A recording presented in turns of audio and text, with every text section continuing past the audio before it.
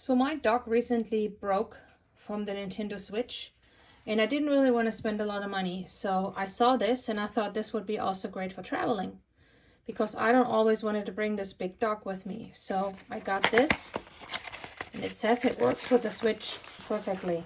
And that's not for the Switch Lite, just a regular Switch. This is what it looks like. This is for the USB-C. This is for the HDMI, and this is for a regular USB if you need to plug in a charger for the Joy-Cons or whatever.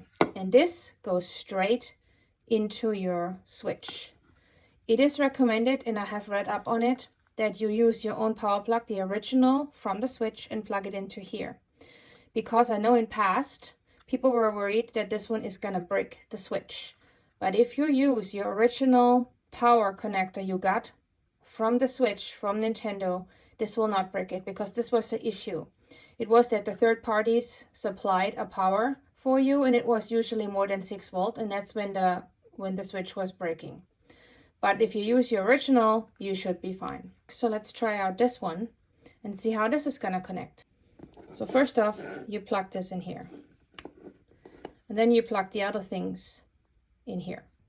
So here you can see the HDMI is plugged in and the original Nintendo power cable.